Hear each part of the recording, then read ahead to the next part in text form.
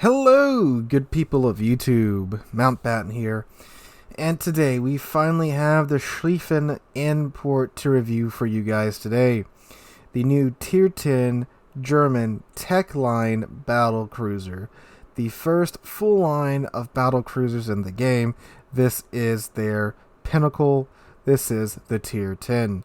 And boy, this is a ship that I've been waiting since the announcement of to get my grubby little hands on and finally get some games in.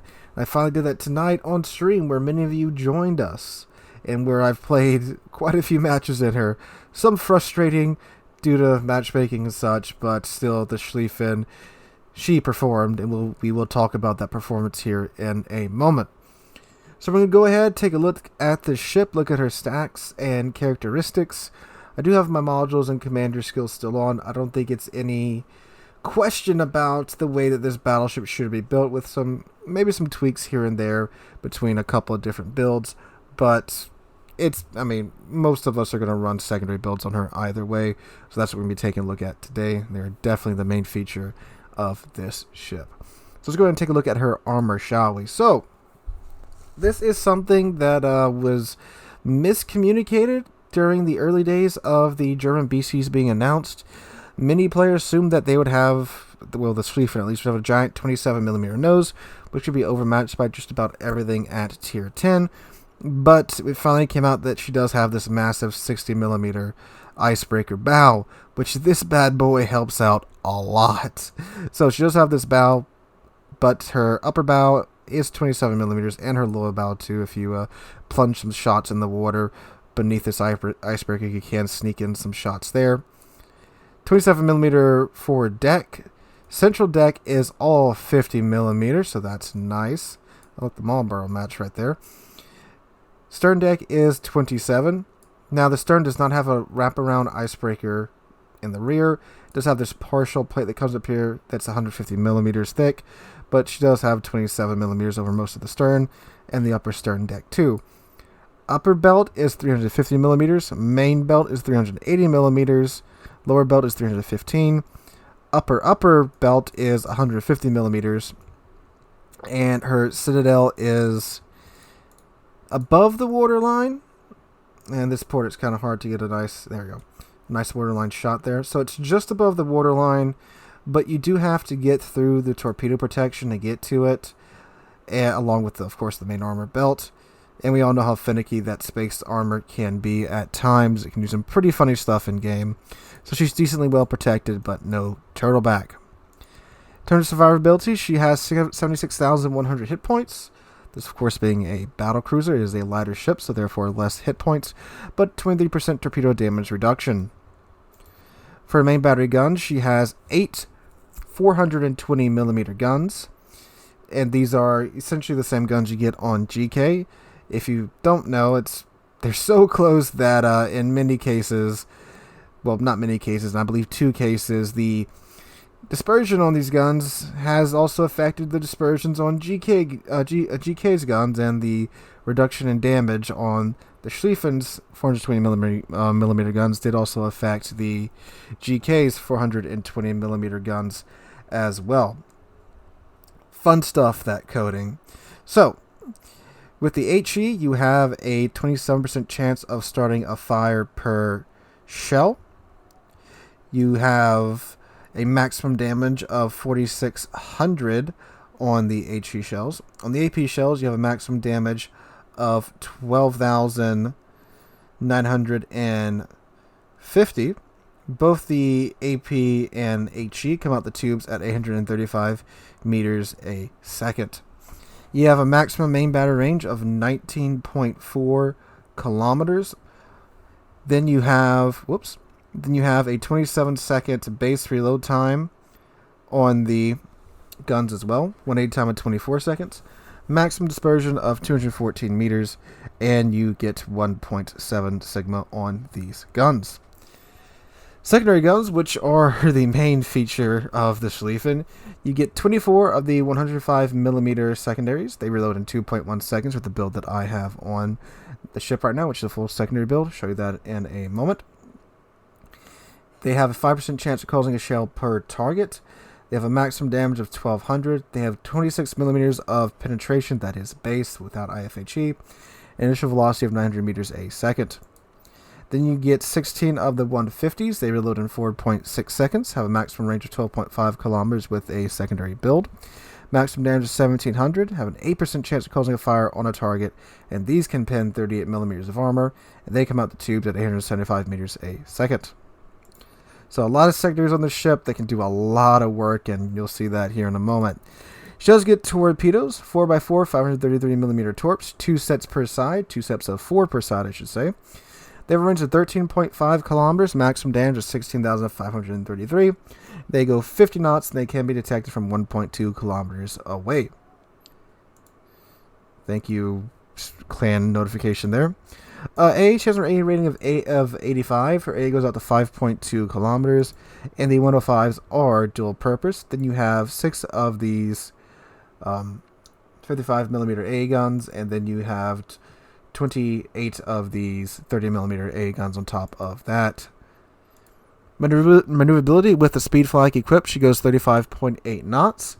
She has a turning circle radius of 970 meters and a rudder shift time of 16.1 seconds. Concealment with the module on, she has a concealment range of 14 kilometers. Now for her consumables, you get hydro, 3 charges of repair party, and then you get the fast damage control teams. These are active for 11 seconds. They have a 38-second cooldown time, and you get 5 with the discount superintendent skill. The repair party, you repair 456 points of health per second, is active for 30.8 seconds. Reloads in 76 seconds. You get 3 charges base, 4 with discount superintendent. Speaking of my build, here's my module build, full secondary build on this ship. We have auxiliary armaments mod 1, because we like our secondaries to stay alive and stay in the fight.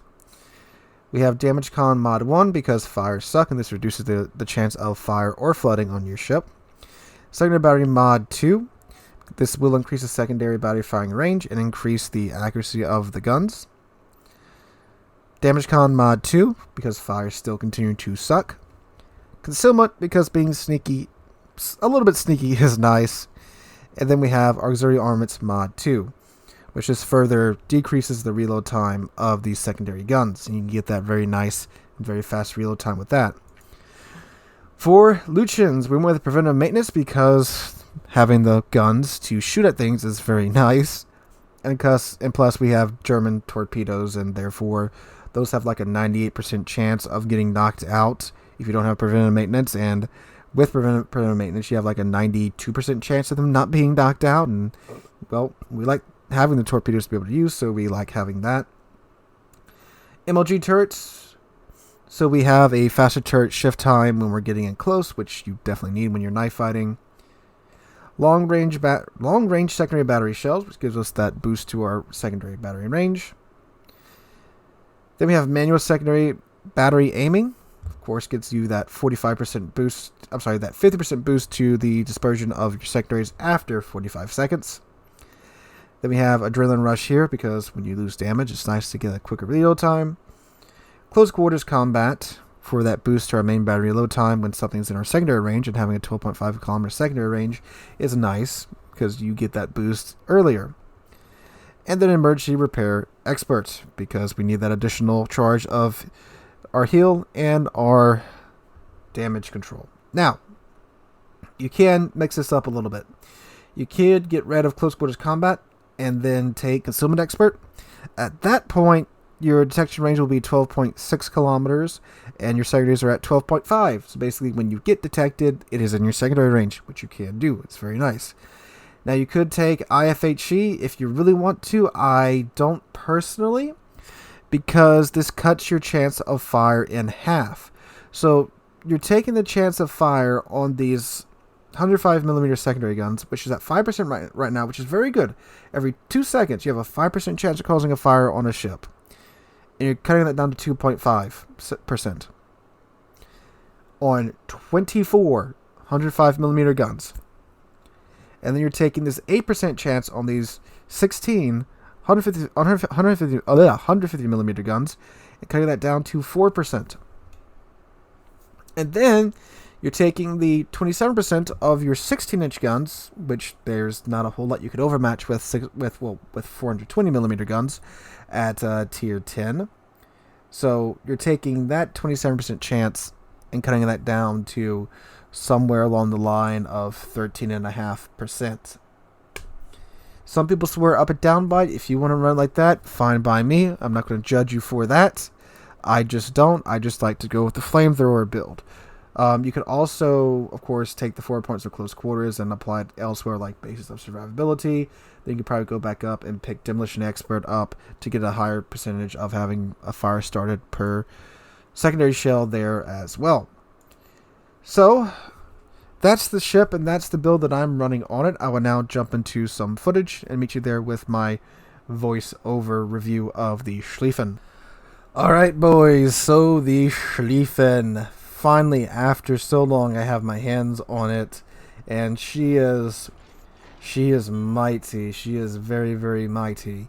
She's essentially what we talked about with the rubric before, but bigger and better. So the number 4 turret can 360, which is very helpful in many situations. That's something I forgot to mention in port. It's always nice that if you're bound to a target and having to swing back and forth, that number 4 turret is there ready to go. Number 3 takes some time to join the party, but hey, she gets there when she gets there. So, the ship, how is it in game going through her various characteristics? So, survivability is something that, of course, the Battlecruisers have less of compared to the German battleships. You could sit and compare this to GK all day. The main difference is that these ships are much less tankier. A GK properly positioned can tank for an eternity because of the armor scheme, that turtleback armor, the thickness of the armor. A GK player that knows how to angle can be a proper pain to the enemy team. A Schlieffen player that knows how to angle can, of course, prolong their survivability, but at the end of the day, your armor is just much thinner than what it needs to be a proper tank. So while the Schlieffen can tank a fair bit, it's much less than her tier 10 counterpart. I mean, shoot, the thing's got 30,000 less health than the GK. So you get a small hit pool for tier 10. Your armor is much thinner for tier 10 as well, so you can't really tank like a proper battleship. But that's fine, because you're not a battleship. You are a Battlecruiser, and that it is very well at. So her main battery guns are fairly accurate. They're not as accurate as I thought they might have been, especially after playing the rubric, but they are, of course, a lot more accurate than the other twin-gun German battleships, like the Friedrich der Grosse and the Bismarck. We'll see what the Prussian's like when the Prussian comes out. If it's similar to this, I think would be pretty good. The Prussian does have 18-inch guns instead of 16-inch guns, but with the Schlieffen, I was able to confidently aim at certain parts of the enemy ship, and my shells generally went there. I even commented, if you were watching live stream last night, how surprised I was that I was able to hit quite a few DDs with the Schlieffen's main battery guns, but the majority of the shells too. I'm talking about 4 or 6 of the shells hitting the target, which for a German battleship, that's not very normal to be able to do. Now, of course, the secondaries are the main focus of this line. I mean, shoot. This thing is absolutely bristling in secondary guns. 24 105 millimeter guns, 16 150 millimeter guns, out to 12.5 kilometers. This thing is in its zone when you are within secondary range. Now, we could sit here and argue all day about going to build for IFHE and getting the pins versus building like what I have and going for fires. So, either way, you got a lot of secondaries. They're going to be hitting their target, especially if you go for a full secondary build. It's just sheer overwhelming volumes of fire with the secondaries, and it is great for that. You will be melting down ships. Even ships that your secondaries can't pin, they will eventually start 1 or 2, 3 or 4 fires. And fires, again, once they're set, they don't care about tier. They're going to burn. So even against tier 10 battleships, they don't want to stay in your secondary range for long because, yeah, they may not be able to pin the side armor or the deck armor, but they're going to chew through the superstructure. They're going to be hitting the ship. They're going to be setting fires. So it sucks to be on the receiving end of a Schlieffen. Now, when you go after cruisers and destroyers, whose majority of them you can pin their armor just fine, you're going to utterly rip them a new one. This ship melts down light cruisers and heck, even some heavy cruisers and destroyers with the amount of secondary fires. So it is beautiful for that. And plus, it sounds amazing when you got all these secondaries just blasting off at the same time. Now remember too that German battleships got that built-in 20% boost to their secondary accuracy. So when you're off side, so the side that you don't have a target selected on, so let's say I have a target selected on the left side of my ship and the right side of my ship, those secondaries still are more accurate than the base secondaries of other battleships. And they're going to be going off too. And again, through volume of fire, they will be hitting their target. And shoot, it's just beautiful watching the damage roll in when these secondaries are popping. Now the torpedoes. They're quite useful in a couple situations that I can think of, main situations that you're going to be using them in. First off, of course, when you're knife fighting and you're doing a drive-by, it's always nice to have those torpedoes up your sleeve to just throw on the side of the enemy ship, and that's the end of them. They're also quite good at dealing with, there's maybe a gap here or there you think a destroyer or a cruiser might be thinking about pushing into it, and plus with the 13.5 kilometer range, they're vastly more useful than like the Tirpitz torpedoes with its 8 kilometer range. So you can just throw them down that channel, and by the time they get there, they are quite slow at 50 knots. An unsuspecting ship is probably going to be coming down that channel. You might nick them with a torp or two. Be surprised how much it happens, just randomly throwing torpedoes around. It happens a lot more than I thought it was going to, for sure. But if it was, of course, a DD, people would be complaining about the 50-knot torpedoes, but in the knife fights and just randomly throwing them around, they're plenty fast enough for what they need to do. AAA is actually kind of decent. I believe the sheer amount of 105s that are dual purpose helps in that regards. I was being attacked by a midway in one match quite regularly, and I was able to make him hurt definitely for continuously coming after me over and over and over. Now, granted, most of my A was intact in that situation, of course, in Tier 10 games with, of course, British battleships and the amount of cruisers, HE-SPAM cruisers that we have, the A is not going to be intact forever. Maneuverability. Ship is fast. Ship is darn fast. Of course, it's a Battlecruiser. 35.8 knots with the speed flag. That is very, very helpful. The ship is very good at flanking. And if you go for that stealth build and get your detection range down to your secondary range, almost, you can suddenly just pop up on the side of enemy ships and just be like, hello, I'm a Schlieffen. You're in my secondary range. Prepare to die. And there's not a lot the enemy player can do about that. Great for flanking, great for just absolutely closing the distance on other ships, getting them within your secondary range, and just punching them in the face. Love it for that. Now, maneuverability, she's a big ship, long ship, skinny ship, so she does have a giant turning circle radius, and she does feel a fair amount more sluggish than the Prince Ruprecht. I mean, go figure, it's a smaller ship. The Prince Ruprecht has, what is its rudder shift time? Yeah, 50.4 second rudder shift time versus the Schlieffen's 16.1, but the Schlieffen is so much bigger than the Ruprecht. Makes sense there. She's decently maneuverable. She's definitely not GK levels of unmaneuverable, but for a battlecruiser, pretty decent here. Now, we talked about the consumable already. If you do build into it, you can get it down to just over your secondary range, which, again, when you're ambushing enemy players or trying to get on that flank, having that ability to just disappear like that is a very, very, very good trait to have in your hat-o tricks. So all in all, with these characteristics put into one ship, how is the Schlieffen? Well, she's really great at one-on-oneing brawls.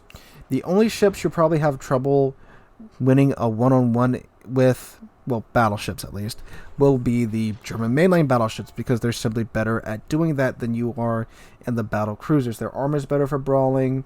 They can sustain it for a lot longer than the Schlieffen can, or any of the new German battlecruisers can, because they've got the unlimited damage con, they got the one more heal, and the armor is just straight up better.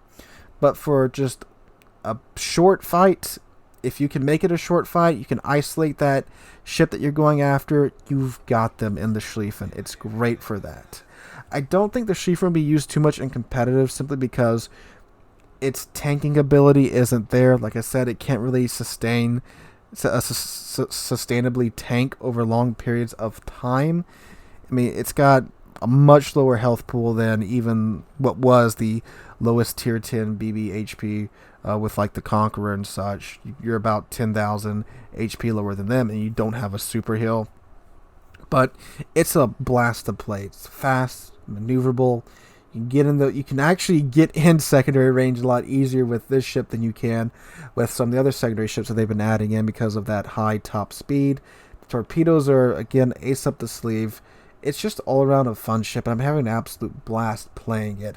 The only regret that I'm having at this moment is that I'm feeling a bit under the weather because the weather down here has been crazy. It was 40 degrees Fahrenheit a few days ago. Now it's freaking 80 degrees, so my sinuses are just, trying to murder me at this point.